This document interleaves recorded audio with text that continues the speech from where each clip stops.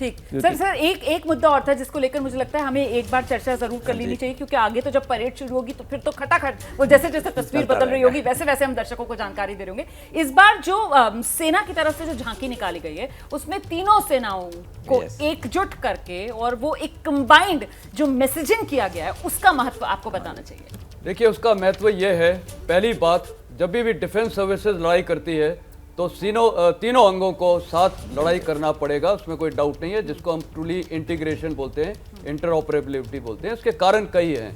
पहली बात तो देखिए, इसकी नींव कब रखी जाती है?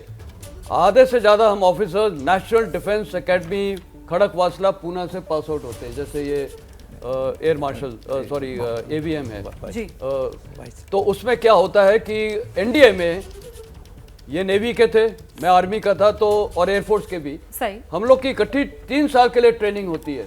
और मैं आपको बताऊंगा, आज भी हम रिटायर होने के बाद भी हम लोग कोर्समेट्स होते हैं, तो ये नेवी, एयरफोर्स, आर्मी एकजुट होकर मिलती है। वो जो बॉन्डिंग है वो हमारी तब शुरू हो जाती है, क्योंकि लड़ाई में तीनों सेनाओं अंगों को इकट्ठा लड़ना पड़ेगा। और इसीलिए अभी ये थिएटर कमांडर का भी कंसेप्ट आ गया है जी। तो यही कारण है कि उनको अच्छी तरह इंटीग्रेट करो। तो ये जो झांकी है इस टाइम कंसेप्ट है कि एक इंटीग्रेशन दिखाया जा रहा है कि तीनों सेना का कितना महत्व है और सारी इंटरडिपेंडेंट है।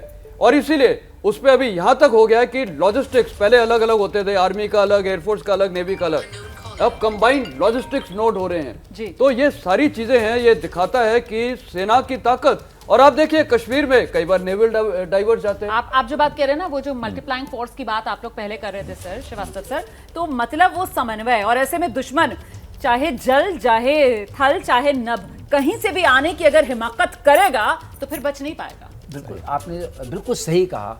एक्चुअली जब तक कोऑर्डिनेशन नहीं होगा, फोर्स का जो कहते हैं ना कंसंट्रेशन नहीं होगा, और जब तक वो नहीं होगा विजय नहीं प्राप्त होगी। इसलिए थिएटर कमांड जो कॉन्सेप्ट आया है, जिसके बारे में बहुत चर्चा चली, आपने भी की, और अब अभी देखिए जल, नभ, और जल के नीचे भी सबमरीन्स और ऊपर भी स्पेस, सब मिला करके बनता है देश की शक्ति का आकलन। हाँ। लेकिन उसमें और 2 अदृश्य शक्तियां आती हैं। हाँ। एक इलेक्ट्रॉनिक वॉरफेयर है, हाँ, जो आजकल बहुत डोमिनेट कर रही है, और दूसरी है cyber space warfare. Cyber space बहुत ही इंपॉर्टेंट हो रहा है, बिकॉज जितने आपके कमांड एंड कंट्रोल के वो चल रहे हैं और नेट सेंट्रिक वॉरफेयर की बात हो रही है, वी आर गेटिंग इनटू, एक होता है इंफॉर्मेशन वॉरफेयर हम करते थे जी, अब इंफॉर्मेटाइज्ड वॉरफेयर करने लगे हैं। सो दोनों इंटेलिजेंस वॉरफेयर का मतलब ये है, we will get inputs which are processed and intelligent inputs from the machines and will work over it.